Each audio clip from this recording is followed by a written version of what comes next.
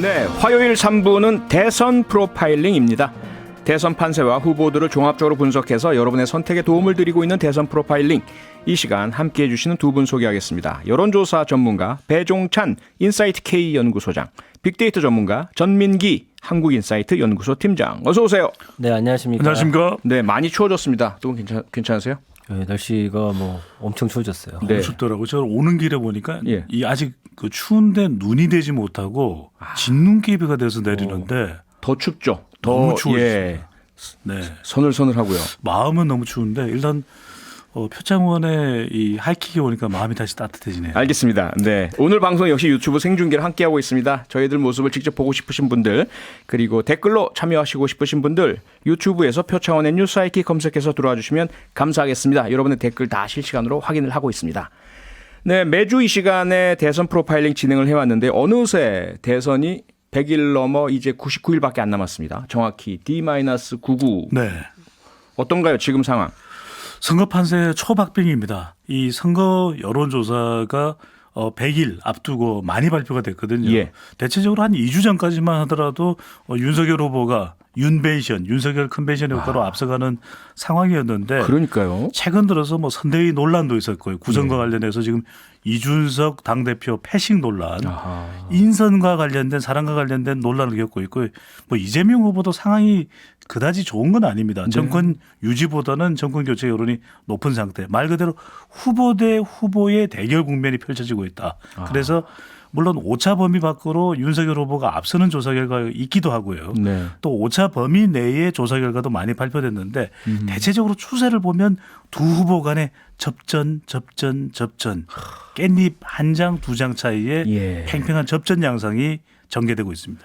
네, 오늘은 D-100일 시점의 대선 판세 종합적으로 분석해 보려고 하는데요. 먼저 청취자 여러분께 질문을 하나 드리겠습니다.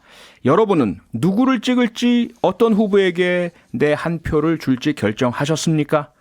찍을 후보를 정하셨다면 1번, 아직 정하지 않으셨다면 2번, 난 아예 아무도 안 찍을 거야, 투표 안 할 거야 하시는 분은 3번. 셋 중 하나를 보내주시면 되는데요. 보내주실 때 여러분의 연령대도 알려주시면 감사하겠습니다. 그러니까 본인이 30대인데 후보를 정했다면 30대 1번, 50대인데 후보를 안 정했다면 50대 2번. 이런 식으로 자신의 연령대와 함께 후보를 정했다면 1번, 안 정했다면 2번, 아무도 안 찍을 거면 3번 이렇게 보내주시기 바랍니다. 보내주실 휴대폰 문자는요. 샵 8001번 8001번이고요.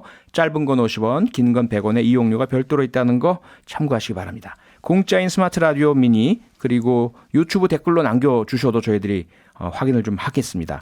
보내주신 분 가운데 10분을 뽑아서 쌀 10kg을 보내드리겠습니다. 여러분의 많은 참여 기다리겠습니다. 그럼 여러분의 참여를 기다리면서 분석을 본격적으로 해보도록 하죠.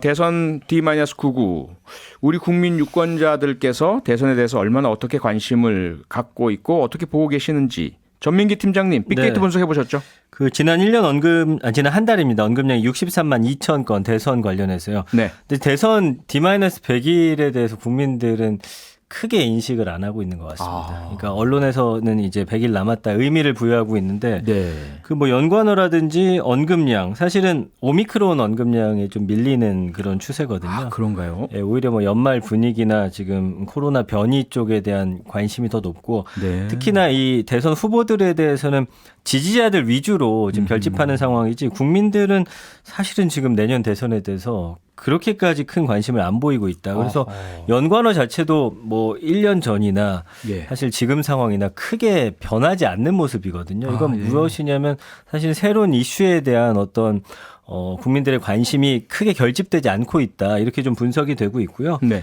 감성어도 25.7대 71.1인데 뭐 논란이나 의혹, 뭐 비판 이런 식의 늘 그 등장하던 키워드 외에 사실은 뭔가 이렇게 송곳처럼 뾰족 튀어나오는 키워드가 없다라는 점이 좀 특징적이지 않나라는 생각이 듭니다. 특히 뭔가 정책적 키워드가 안 보이네요. 네, 정책 키워드는 전혀 없고 그나마 이제 그 후보들 예. 이재명 후보 같은 경우는 그런 식의 어떤 발언들이 있었는데 그거마저도 있던 것도 지금 사라지는 그런 상황인 걸 보면 예, 그건 좀 우리가 눈여겨봐야 할 상황이 아닌가 싶습니다. 배 소장님, 지금 네. 이 상황이 국민들께서 지치신 건가요? 비호감, 네거티브, 아유 나 이제 관심 없어 이렇게 된 건가요? 어떻게 보세요?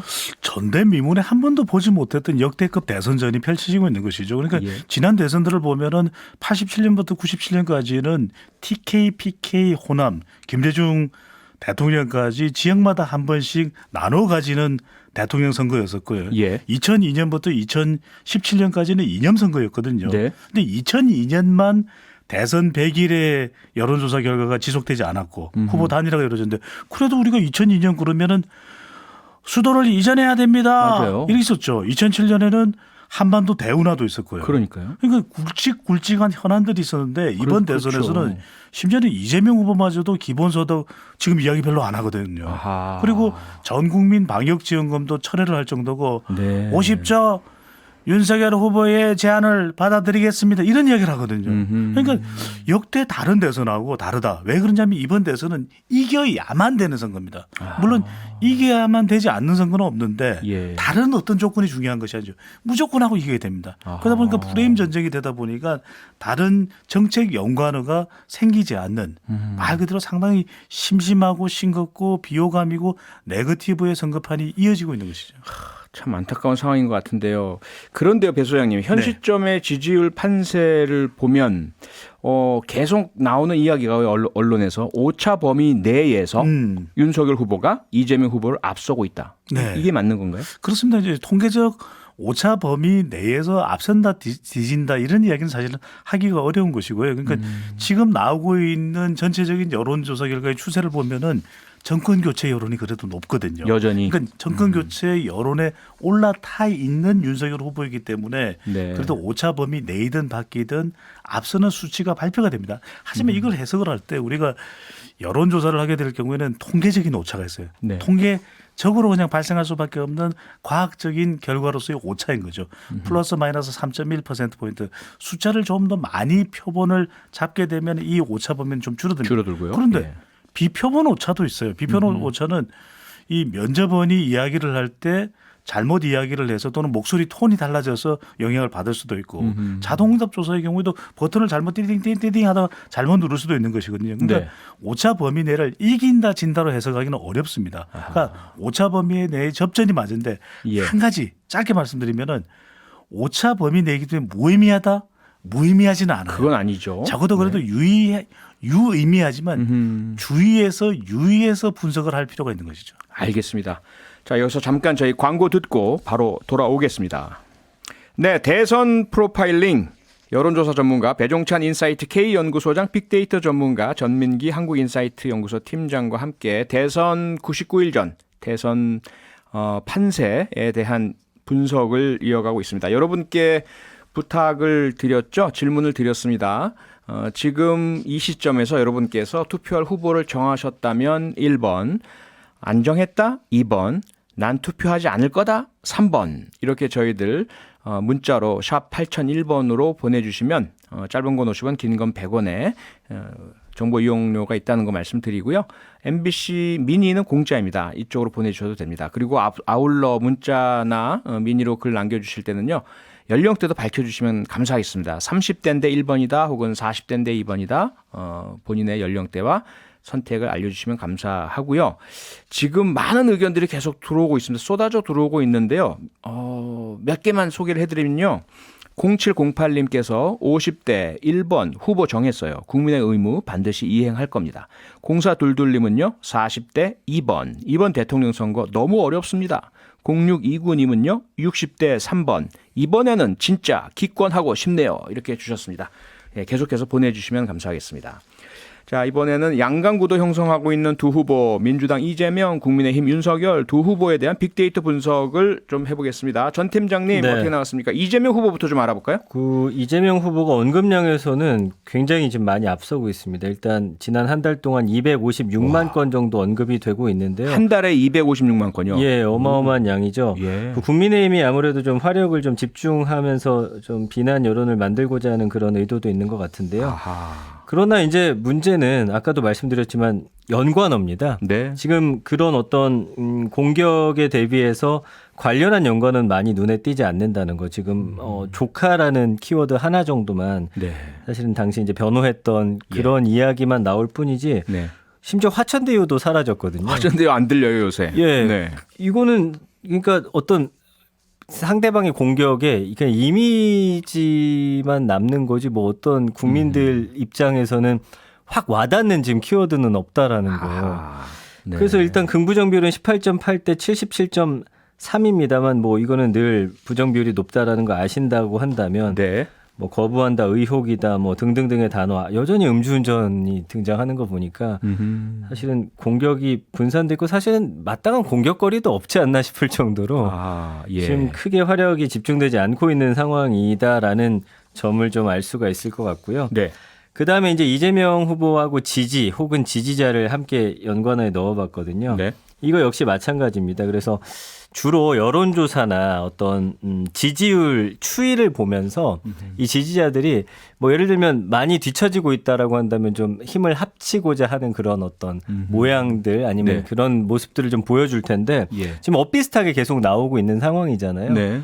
그러다 보니까 오히려 뭔가 막 강하게 지지하든 좀 뒤처지는 상황이 뭐 좀 크게 격차가 나야지 좀 더 이분들이 활발히 활동할 것 같은데 좀 그런 상황입니다. 다만 긍부정 비율 41.7대 50.7로 부정이 살짝 높은 상황인데 그럼에도 뭐 지지한다, 희망이다, 바라다 등의 단어가 보이고 있고요. 예. 뭐 큰일 나다라는 키워드가 하나 있긴 한데 하하. 아직까지는 뭔가 우리 후보가 지금 크게 뒤처지니까 우리가 힘을 네. 하나로 빨리 모아야 할 시점이다. 좀 이렇게 좀 보여지지는 않는 것 같습니다. 네. 배 소장님. 네. 한 달 256만 건에 이르는 엄청난 연관어 검색어, 언급량. 거기에다가 특히 국민의힘 쪽의 어떤 공격으로 보여지는 부정적 감성어. 그런데 또 지지 쪽에도 상당히 많은 그 역량이 보여지는 이 상황 어떻게 보고 계세요? 그만큼 이재명 후보가 정치적인 경력이 더 긴 거죠. 네. 그러니까 과거의 내용까지 소환돼서 아. 빅데이터 상에서 거론이 되고 있다. 그만큼 이재명 후보와 관련된 내용으로 집중이 되고 있는 이번 선거를 보면은 후보자 신상과 관련된 내용에 집중이 되는 겁니다. 그러게요. 그러니까 정책도 아니고 비전도 아니고 공약도 아닌. 네. 그러니까 후보자와 관련된 뭐 가족 정도 또는 후보자와 관련된 아주 핵심 인물. 이재명 후보와 관련된 핵심 인물은 3명입니다. 예. 노무현 대통령, 문재인 대통령, 어허. 그리고 김대중 대통령. 네. 그래서 호남을 간 겁니다. 예. 호남이 왜 안 잡혔냐? 아직까지 김대중 대통령을 품에 안지 못한 것이거든요. 아하. 말 그대로 김대중 대통령을 품에 안는 김품달. 이게 안 된 것이거든요. 그것 때문에 가는 김품달이요? 건데 네. 이번 대선이 아주 흥미로운 건 뭐냐면 예. 웬만한 그 외에 누가 뭐 실무자가 됐다, 누구를 영입했다 관심 없어요. 후보자들은 관심 없다는 거. 그러니까 이번 선거에서 중요한 것이 MZ세대 여성 중도층인데 네. 그러면 누구 여성을 영입하면 이거 효과가 있겠네. 아닙니다. 어허. 그렇게 생각하시면 안 돼요. 이번 대선은 철저하게 후보자의 신상을 보는 겁니다. 네. 그렇기 때문에 어떻게 하면 MZ세대가 귀 기울일 만한 굉장히 솔깃한 정책, 여성과 관련된 친여성 정책, 그리고 중도층이 원하는 이야기를 할 때 솔깃하는 거지. 네. 그래, 저 사람은 중도층을 견인하는 거야. 그건 그만한 사람들의 흥미, 관심을 받지 못한다는 거죠. 그리고 네. 제가 볼 때 이번 선거는 그 어떤 공약 같은 것들이 일단은 그 중도층을 잡기 위해서 하다 보니까 네. 큰 차별이 지금 안 되고 있는 상황이에요. 비슷한 거 내놓고 그렇죠. 네, 그리고 이제 지지자들에게는 이제 유튜브라든지 이제 직접 소통할 수 있는 채널로서 하기 때문에 네. 그런 게 좀 선명하게 구별이 안 되는 것이 오히려 중도층들은 야, 이 사람들의 마음을 잡겠다고 했는데 그 뚜렷한 차이가 없는 것 같아 보이니 지지층들이야 뭐 이렇게 거의 뭐 일방적으로 소통하는 채널이 있으니까 네네. 함께 하는데 그 외의 것들에서는 이렇게 뚜렷한 뭔가 차별점이 지금 부각이 안 되는 것도 요인인 네. 것 같습니다. 그렇군요. 자, 이번에는 윤석열 후보에 대한 빅데이터 분석 결과를 살펴볼까요? 네, 한 달 언급량이 86만 건이니까 아까 아이고. 이재명 후보 250만 건이었거든요. 예.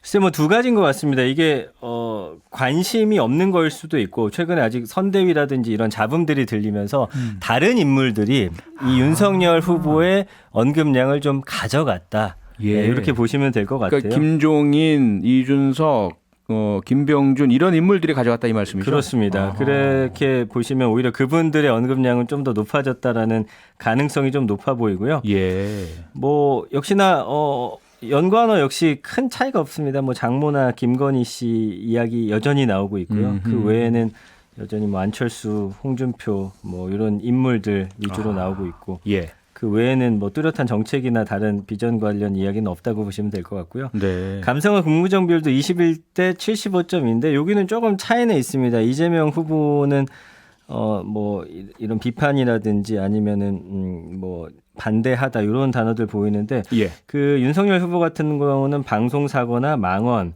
뭐 논란 이런 키워드들이 좀 등장하고 있어서 예. 아까 이제 말씀해 주신 대로 인물의 실수나 어떤 이런 이슈 위주로 조금 감성어가 이제 만들어지고 있다. 예. 사실은 대선의 어떤 연관어나 감성으로서는 바람직한 건 아닌 것 같습니다. 그러게요. 어떻게 보세요, 배 소장님?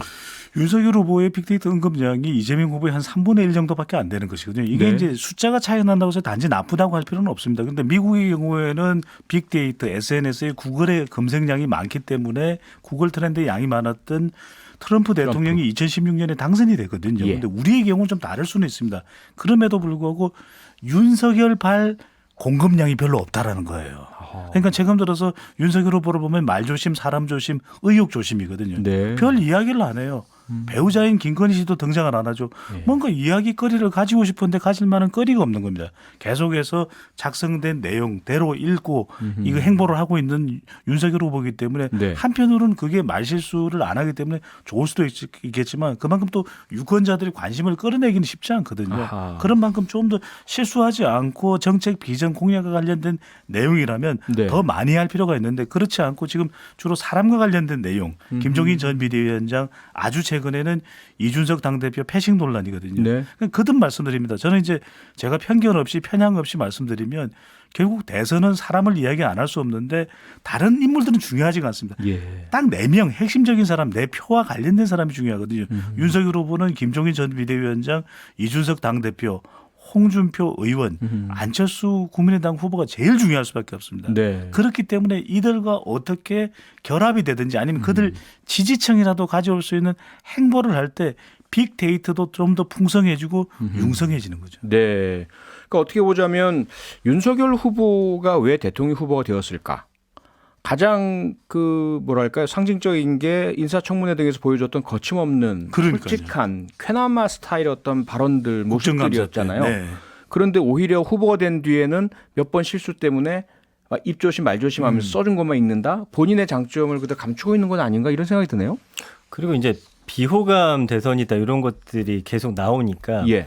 비호감을 줄이려고 하는 이 각 캠프의 움직임들이 오히려 네. 특징을 좀 상쇄시키지 않았나라는 좀 그러니까요. 생각이 들어요. 그래서 그러니까요. 뭐 지금 국민들이 좀 원하는 방향의 목소리를 내려고 하다 보니까 예. 특징도 사라지고 본인의 장점도 사라지고 네. 비호감도를 낮추려고 하다 보니까 그저 그런 어떤 하하. 이야기들이 많이 나오고 네. 좀 몸을 사리다 보니까 이 약간 좀 특징 없는 대선이 되어가고 있잖아요. 그 뭐 축구, 야구, 배구 다 실점 안 하려고 하면은 방어만 하고 소극적으로 하고 재미가 없어지잖아요. 그 그러니까 경기가. 중요한 것은 이제 네. 적극적으로 나가되 어떤 컨셉을 잡는가가 후보들한테는 중요할 수밖에 없는데 미국 대선 같은 경우에도 컨설턴트가 많은 역할을 하거든요. 예. 그러니까 트럼프 같은 경우는 로저 스톤이 있었고 네. 또 오바마 같은 경우에는 체인지 바꾸자.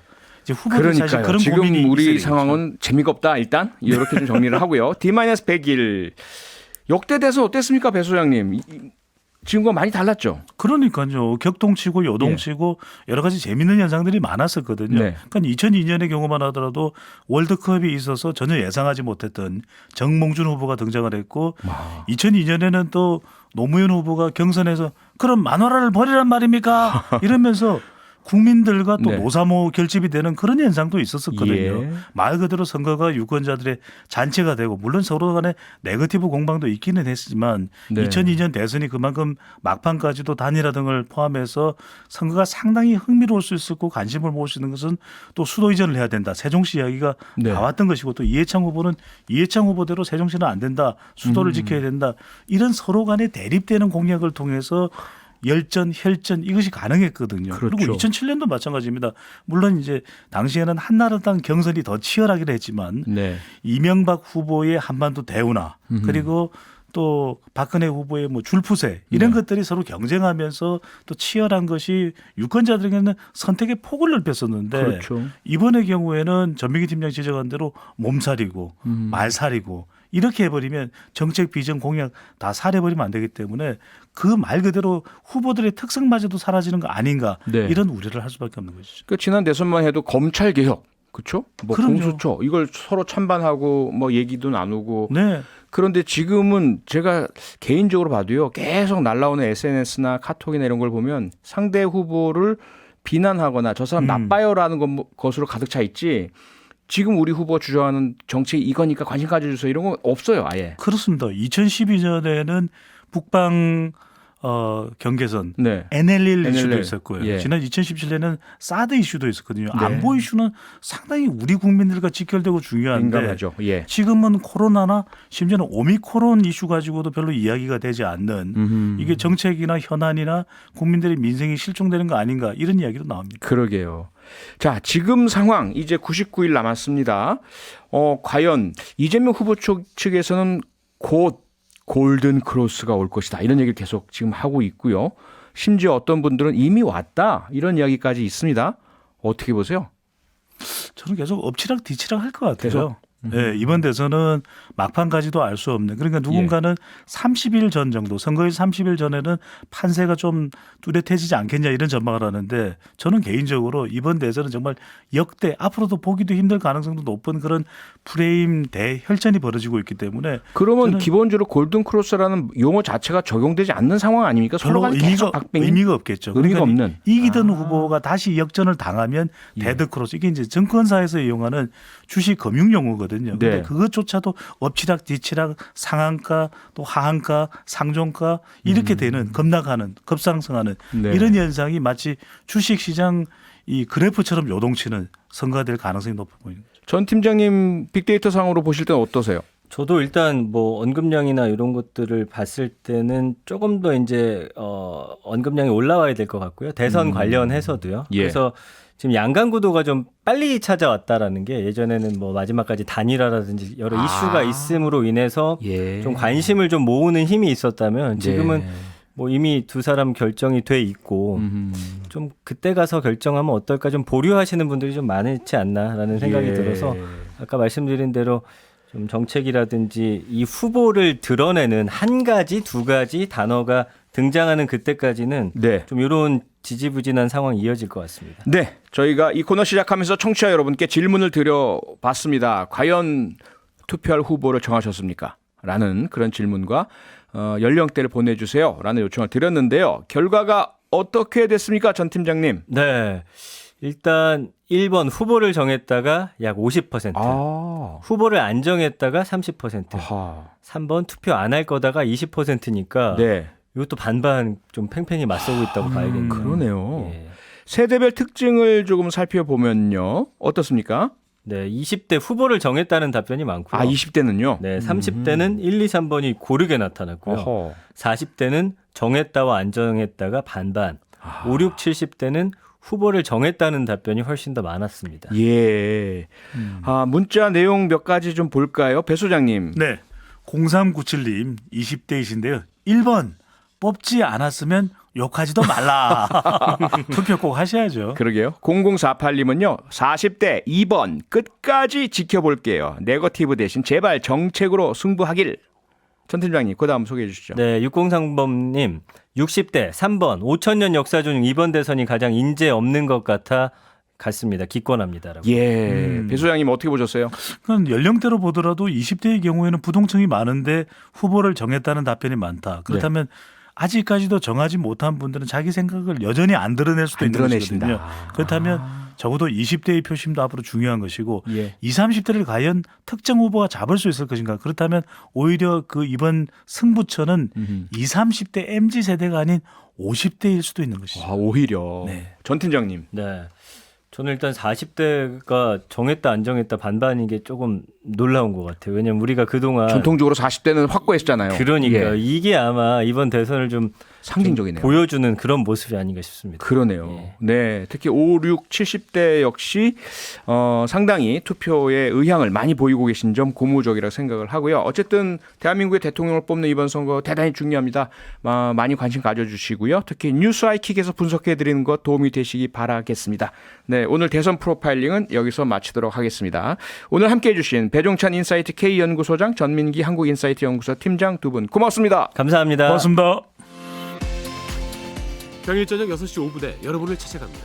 MBC 라디오 표창원의 뉴스 하이킥.